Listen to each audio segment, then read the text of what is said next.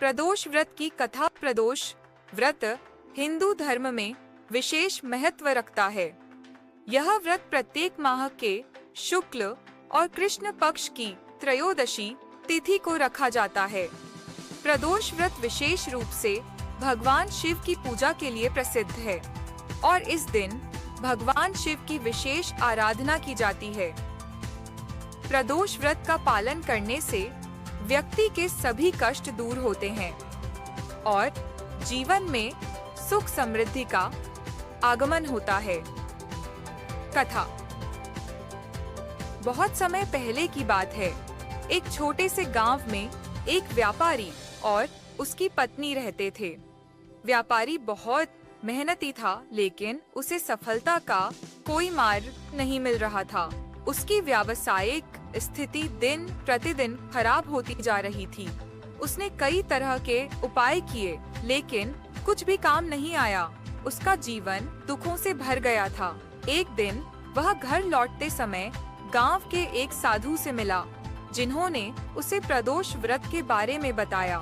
साधु ने कहा, प्रदोष व्रत का पालन करने से भगवान शिव की कृपा प्राप्त होती है और जीवन की सभी बाधाओं को दूर किया जा सकता है। यदि तुम सच्चे मन से भगवान शिव की पूजा करो तो तुम्हारे सभी कष्ट समाप्त हो जाएंगे।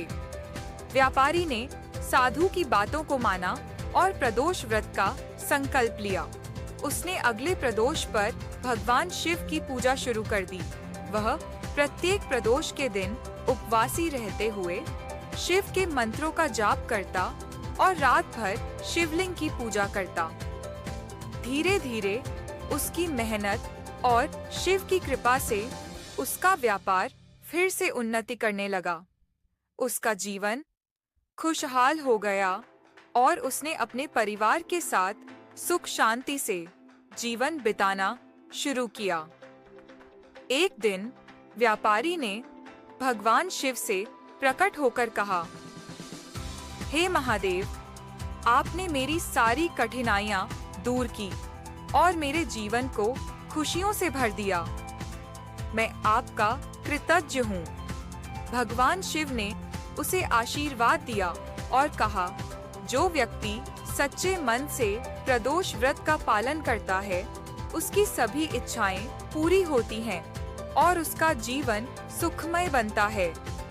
तब से व्यापारी और उसके परिवार ने प्रदोष व्रत को एक परंपरा के रूप में निभाना शुरू कर दिया। गांव के लोग भी प्रदोष व्रत की महिमा जानने लगे और इसे अपनाया। निष्कर्ष, प्रदोष व्रत भगवान शिव की विशेष आराधना का दिन है।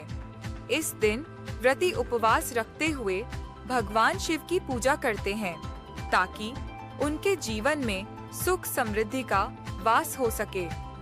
यह व्रत न केवल भौतिक सुखों को प्राप्त करने के लिए है, बल्कि आत्मिक शांति और मोक्ष की प्राप्ति के लिए भी महत्वपूर्ण है।